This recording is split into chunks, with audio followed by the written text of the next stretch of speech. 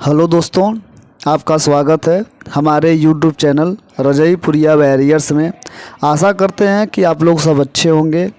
चलिए, हम आज आपके सामने फिर हाजिर हुए हैं एक स्टैटिक जीके की श्रृंखला को लेकर। चलिए हम लोग देखते हैं कि क्वेश्चन क्या है। इसके पहले हम आपको बता दें कि अगर आप हमारे चैनल पर नए हों तो हमारे चैनल को सब्सक्राइब करिए और अपने दोस्तों के साथ शेयर करें। चलिए हम लोग क्वेश्चन देखते हैं कि बाज़ार नियंत्रण संबंधी सुधार किसने की थी। बाज़ार नियंत्रण संबंधी सुधार किसने की थी? आपके ऑप्शंस हैं अलाउद्दीन खिलजी, बलबन, मोहम्मद बिन तुगलक, फिरोज़ शाह तुगलक। अगर आपको आंसर पता हो तो प्लीज़ आप आंसर करिएगा। तो आंसर इसका होगा अलाउद्दीन खिलजी। क्या था? अलाउद्दीन खिलजी। अलाउद्दीन खिलजी एक ऐसे शासक थे जो बाज़ार नियंत्रण में क्या करते थे, सारे चीज़ों को नियंत्रित कर रहा था।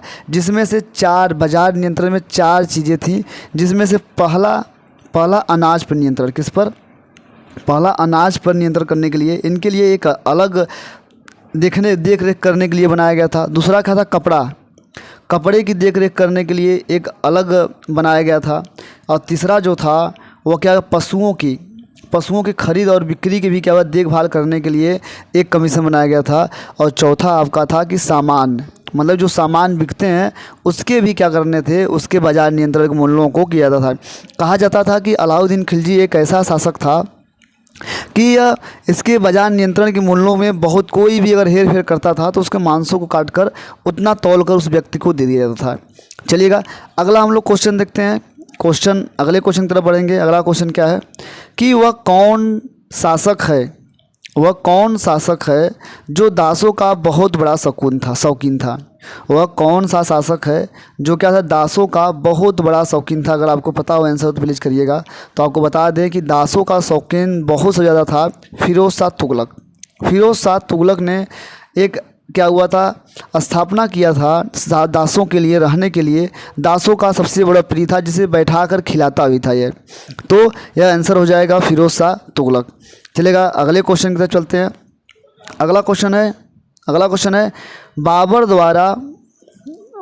द्वारा पानीपत युद्ध की सफलता का मुख्य कारण था। बाबर द्वारा पानीपत युद्ध की सफलता का मुख्य कारण क्या था? कि सैनिक थे, कि तीर अंदाज थे, कि तोपखाना था, कि घुड़सवार था। तो आपको बता दें कि पानीपत का जो युद्ध हुआ था वह 21 अप्रैल 1526 के हुआ था, जिसमें बाबर और इब्राहिम लोदी के बीच में यह युद्ध हुआ था, जिसमें इब्राहिम लोदी की हार हुई थी। तो इसमें सबसे बड़ी क्या था कि इसमें पहली बार तोपखाना का प्रयोग किया गया था। तोपखाना का प्रयोग किया गया था, जिसके कारण क्या, तोप लगाकर मार देता था सीधे बाबर। तो आपको बता दें पानीपत का युद्ध 3 पानीपत के हुए। पहला पानीपत का युद्ध आपको बताया है कि 21 अप्रैल 1526 को हुआ है, जो बाबर और इब्राहिम लोदी के बीच हुआ है। और उसके बाद 1556 में द्वितीय पानीपत का युद्ध हुआ था, जिसमें बैरम खां और हेमू के बीच में हुआ था। बैरम खां अकबर का क्या था, ये सेनापति था जो इसके बीच में हुआ था, और हेमू के बीच में हुआ था 1556 में। उसके बाद जो लास्ट वाला जो पानीपत का तृतीय युद्ध है, 1761 में। कब हुआ था? 1761 में युद्ध हुआ था मराठा और अहमद शाह अब्दाली के बीच में। मराठा और अहमद शाह अब्दाली के बीच में हुआ था, जिसमें अब क्या हुआ था, अहमद शाह अब्दाली जीता और मराठा क्या हुआ था, हार गया था। तो पानीपत के 3 युद्ध हुए। पहला पानीपत का युद्ध हुआ था आपको 1526 में। दूसरा युद्ध हुआ 1556 में। और तीसरा युद्ध हुआ 1761 में। ये पानीपत के 3 युद्ध थे। चलेगा अगले क्वेश्चन की तरफ चलते हैं हम लोग। अगला क्वेश्चन देखेंगे कि वेनिस का सौदागर मार्को पोलो किसके दरबार में आया था? अगर आपको आंसर पता हो प्लीज़ आप आंसर करिएगा। आप आंसर पता होगा तो आंसर प्लीज़ करिएगा। आंसर देखिएगा आप लोग, लिखा गया है इल्तुतमिश के आया था, कि सिकंदर लोदी के बीच में आया था, कि फिरोज़ शाह तुगलक के बीच में आया था, कि कुबलई खां के बीच में आया था।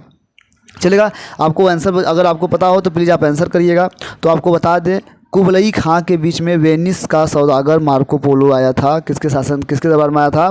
कुबलई खां के शासनकाल में आया था। चलिए अगला क्वेश्चन देखते हैं। अगला क्वेश्चन देखेंगे कि अगला क्वेश्चन क्या है कि किसने सर्वप्रथम स्पष्ट किया था कि पृथ्वी सूर्य की परिक्रमा करती है? तो आपको बता दें कि केपलर ने सर्वप्रथम किया था, लेकिन क्या है कि यहाँ पर केपलर नहीं दिया गया। अगर केपलर आंसर दिया होता तो आप मानते कि पृथ्वी क्या होती है, सूर्य की चारों तरफ परिक्रमा लगाती है, लेकिन यहाँ पर आंसर जो होगा वो आर्यभट्ट होगा। क्या होगा? आर्यभट्ट आंसर होगा, कि आर्यभट्ट नहीं बताया कि क्या होता है, जो पृथ्वी होती है वह सूर्य के, जो पृथ्वी होती है वह क्या करती है, सूर्य के चारों तरफ क्या करती है, चक्कर लगाती है। चलिए अगला क्वेश्चन देखते हैं। अगला क्वेश्चन देखेंगे कि अंग्रेज तथा सिराजुद्दौला के बीच प्लासी का युद्ध कब हुआ था? प्लासी का युद्ध कब हुआ था? आपको बता दें कि प्लासी का युद्ध एक बहुत निर्णायक युद्ध था, जिसमें अंग्रेज़ों ने क्या किया था कि इसके दो शासक के बीच में हुआ था। तो यह 17 जून 1757 में युद्ध हुआ था, प्लासी का युद्ध, जिसमें अंग्रेज़ों का नेतृत्व कर रहा था वह रॉबर्ट क्लाइव कर रहा था। कौन कर रहा था? रॉबर्ट क्लाइव ने क्या किया था, अंग्रेज़ों का नेतृत्व करके सिराजुद्दौला को क्या किया था, हरा दिया था, जिसमें सिराजुद्दौला के एक बहुत अच्छा सा सेनापति था जो धोखा दिया और वह हार का सबसे बड़ा कारण था। चलिए अगला क्वेश्चन देखते हैं कि वाटरलू का मैदान कहाँ स्थित है? वाटरलू का मैदान कहाँ स्थित है? तो अगर आपको पता हो तो बता दीजिए। वाटरलू का मैदान जो है वह बेल्जियम में स्थित है। तो वाटर जो लू है, यहाँ पर एक युद्ध हुआ था जिसे हम लोग बोलते हैं वाटरलू युद्ध। 1815 में हुआ था। नेपोलियन लड़ा था। कौन लड़ा था? नेपोलियन लड़ा था। जो नेपोलियन ने क्या हुआ, पूरे विश्व को निकला था जीतने के लिए। चलिएगा अगला क्वेश्चन देखते हैं हम लोग।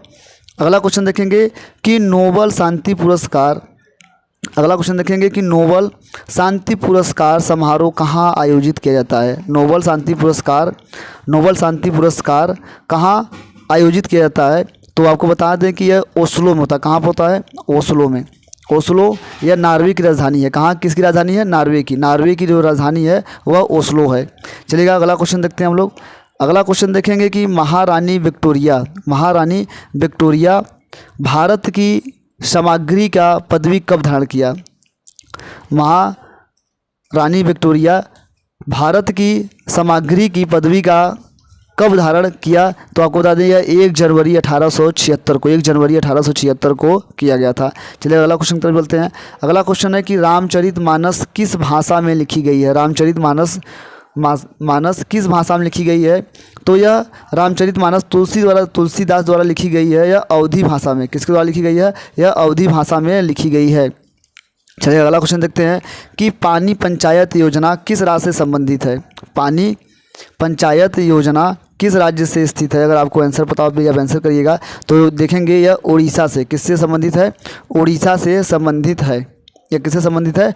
उड़ीसा से संबंधित है। अगला क्वेश्चन देखते हैं हम लोग। अगला क्वेश्चन है कि प्लानिंग एंड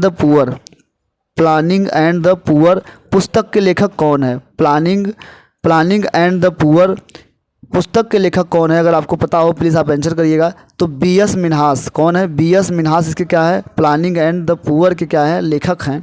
चलेगा अगले क्वेश्चन की तरफ चलते हैं हम लोग। अगला क्वेश्चन देखेंगे। अगला क्वेश्चन है क्या? अगर आप हमारे चैनल पर नए हों तो हमारे चैनल को सब्सक्राइब करिए और अपने दोस्तों के साथ शेयर करिएगा। चलेगा अगले क्वेश्चन की तरफ चलते हैं हम लोग। अगला क्वेश्चन है आपका क्वेश्चन नंबर 13। क्वेश्चन नंबर देखते हैं 13 नंबर क्या है? क्वेश्चन नंबर 13 है क्या? क्वेश्चन नंबर 13 देखेंगे कि जादू टोना से संबंधित वेद कौन सा वेद है? तो आपको बता दें कि हमारे वेदों की संख्या कुल 4। कितने वेद हैं? 4 वेद हैं, जिसमें से पहला है ऋग्वेद, दूसरा है कि यजुर्वेद, तीसरा है सामवेद और चौथा क्या है? अथर्ववेद। तो 4 वेद हैं। तो इसमें सबसे पूछा गया है कि जादू टोना से संबंधित कौन सा वेद रखता है? तो आपको बता दें कि जो जादू टोना से संबंधित रखता है वो अथर्ववेद है। कौन सा है? अथर्ववेद जादू टोना से संबंधित रखता है। चलिए अगला क्वेश्चन देखते हैं। अगला क्वेश्चन का क्या रहा है कि किसके दरबार में 9 रत्नों की एक मंत्री परिषद थी? किसके दरबार में 9 रत्नों की एक मंत्री परिषद है? तो आपको ऑप्शन अगर पता हो प्लीज़ आप आंसर करिएगा। समुद्रगुप्त, चंद्रगुप्त द्वितीय, चंद्रगुप्त विक्रमादित्य, इसी को हम लोग द्वितीय बोलते हैं। तीसरा है स्कंदगुप्त, चौथा है कृष्णदेव राय। अगर आपको आंसर पता हो प्लीज़ आप आंसर करिएगा। तो आपको बता दें कि 9 रत्नों की एक मंत्री परिषद किसके पास थी? चंद्रगुप्त विक्रमादित्य के पास। चंद्रगुप्त विक्रमादित्य के पास देखेंगे कि इनके रत्नों में कालिदास, धनतरी और अमर सिंह ऐसे से क्या थे, महान क्या थे, 9 रत्नों में से एक थे, जो लेखक थे, राइटर थे, साहित्य थे, ज्योतिषाचार्य थे, सब अलग अलग रत्न के रूप में रखे गए थे। तो अगर पूछा जाए कि 9 रत्नों की एक मंत्री परिषद किसके पास थी? चंद्रगुप्त विक्रमादित्य के पास थी। चलिए अगला क्वेश्चन देखते हैं कि संगमरमर का रासायनिक संरचना होती है। कैल्शियम सल्फेट होता है कि कैल्शियम नाइट्रेट होता है कि कैल्शियम कार्बोनेट होता है कि कैल्शियम सिलिकेट होता है? तो अगर आपको संगमरमर का रासायनिक सूत्र अगर पता हो या संरचना पता हो तो इसका होता है कैल्शियम कार्बोनेट, CaCO3। CaCO3 जो होता है वह कैल्शियम कार्बोनेट को हम लोग क्या बोलते हैं? कैल्शियम कार्बोनेट को हम लोग क्या बोलते हैं? संगमरमर बोलते हैं। चलिएगा अगला क्वेश्चन देखते हैं, क्वेश्चन नंबर 16। ब्रिटिश संसद का प्रथम भारतीय सदस्य कौन था? ब्रिटिश संसद का प्रथम भारतीय सदस्य कौन था? तो दादा भाई नौरोजी एक ऐसे थे जो ब्रिटिश संसद में पहली बार क्या दादा भाई नौरोजी को चुना गया था। चलिए अगला क्वेश्चन देखते हैं। अगला क्वेश्चन है कि अल्फ़ा और बीटा कणों की खोज किसके द्वारा की गई? देखेंगे कि अल्फ़ा पूछ रहा है, पूछा है क्वेश्चन आपसे, अल्फ़ा और बीटा जो है वह किसके द्वारा खोज की गई थी? तो अगर आपको आंसर पता बताइएगा। तो अल्फ़ा और बीटा की जो खोज की गई थी वह रदरफोर्ड ने किया था। किसने किया था? रदरफोर्ड ने किया था। चलिएगा अगला क्वेश्चन देखते हैं। क्वेश्चन देखेंगे कि हंटर कमीशन के गठन के समय भारत का वायसराय कौन था? तो इसका आंसर होगा लॉर्ड लिटन होगा कि लॉर्ड विलियम बेंटिंक होगा कि लॉर्ड रिपन होगा कि लॉर्ड कैनिंग होगा। तो अगर देखेंगे कि जब ये हुआ था, जब यह हंटर कमीशन गठित किया गया था 1882 में, कब किया गया था? 1882 में जब यह गठित किया गया था, 1882 में यह गठित किया गया था। जब गठन हुआ था तो उस समय जो वायसराय थे भारत के वह लॉर्ड रिपन थे। कौन थे? लॉर्ड रिपन थे। तो इस समय यह हंटर जो कमीशन आई थी शिक्षा से संबंधित थी। किससे संबंधित थी? शिक्षा से संबंधित थी। लेकिन जब यही क्या हुआ कि 1919 में, 1920 में या 19 देखेंगे 1919 में होता है 13 अप्रैल 1919 को होता है जलियांवाला बाग कांड। जब जलियांवाला बाग कांड होता है तो उस समय वायसराय रहते हैं चेम्सफोर्ड। कौन थे? चेम्सफोर्ड थे। उस समय भी हंटर कमीशन ही गठित की गई थी जिसमें क्या होता है इसकी जांच करने के लिए आई थी यह। चलेगा अगला क्वेश्चन देखेंगे। बंगाल विभाजन किस गवर्नर जनरल के समय हुआ था? तो बता दें कि जो बंगाल का विभाजन हुआ था यह 1905 में। कब हुआ था? 1905 में बंगाल विभाजन हुआ था। और बंगाल विभाजन को हम लोग क्या बोलते हैं?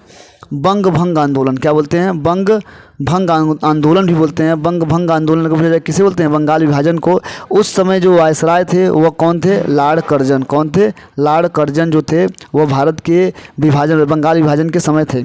चलिए अगला क्वेश्चन देखते हैं कि पागल कुत्ते के काटने से कौन सा रोग होता है? पागल कुत्ते के काटने से कौन सा रोग होता है? तो हाइड्रोफोबिया क्या होता है? जब कुत्ता काट लेता है तो क्या होता है? बरसात समय पानी से बहुत तेज भागता है।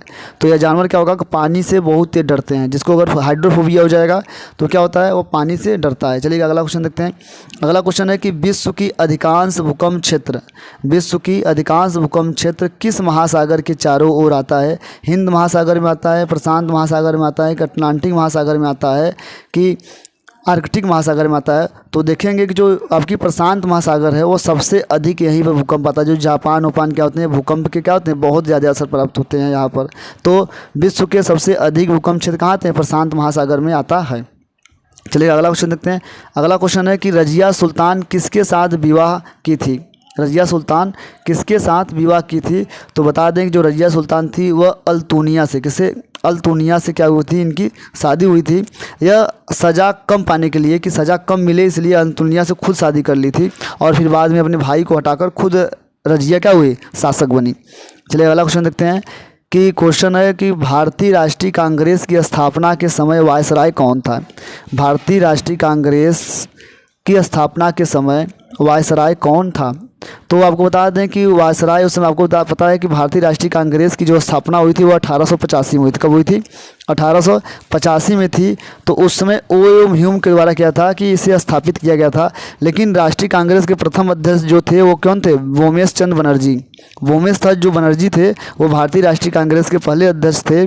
और उस समय जो वायसराय थे वो लॉर्ड डफरिन थे। कौन थे? लॉर्ड डफरिन थे। चलिएगा अगला क्वेश्चन देखते हैं। अगला क्वेश्चन है कि 1857 के विद्रोह का नेतृत्व, 1824 नंबर देखेंगे कि 1857 का विद्रोह का नेतृत्व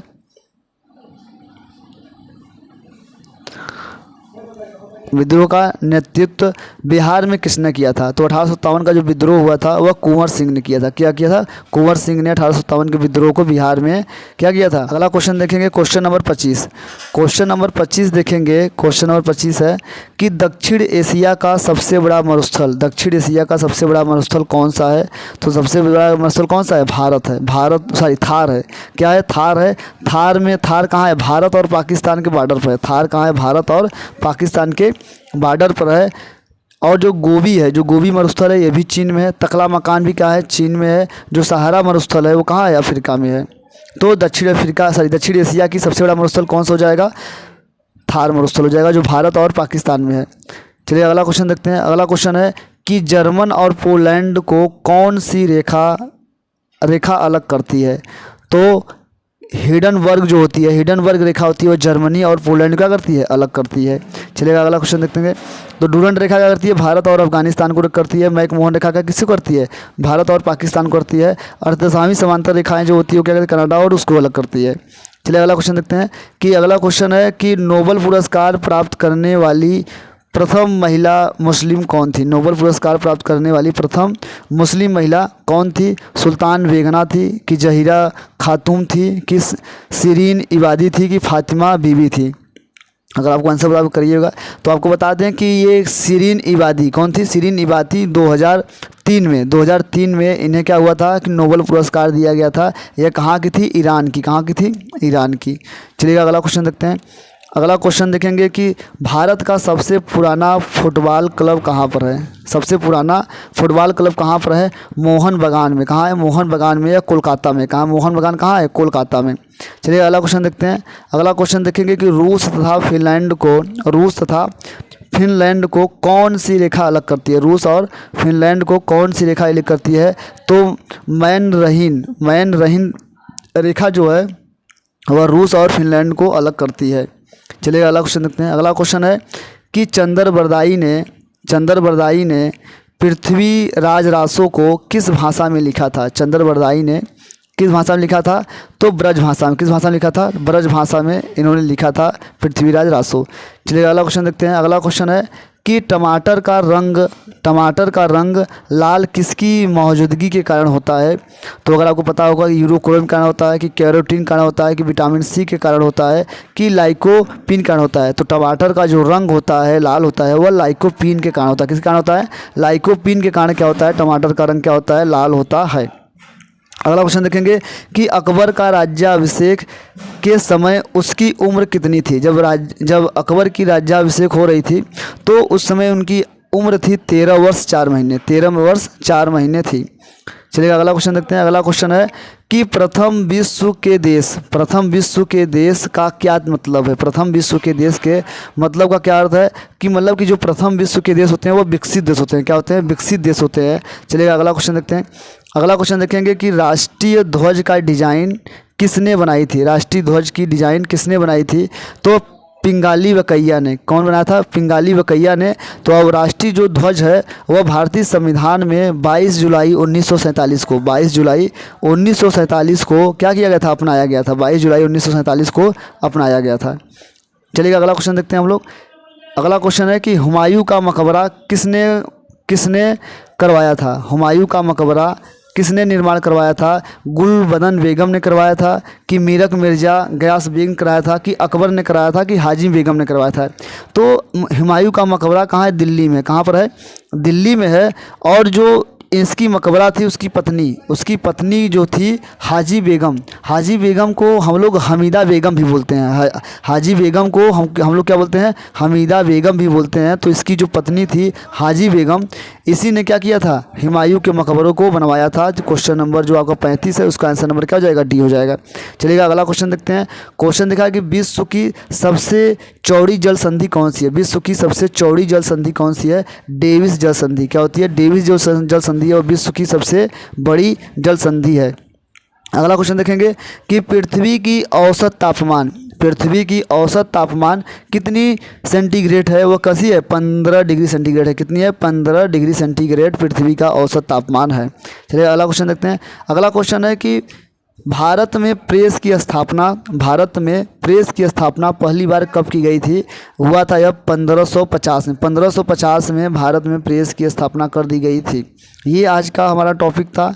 अगर आपको श्रृंखला अच्छा लगा हो, अब नए हो तो हमारे चैनल को सब्सक्राइब करें और अपने दोस्तों के साथ शेयर करें। धन्यवाद, थैंक यू।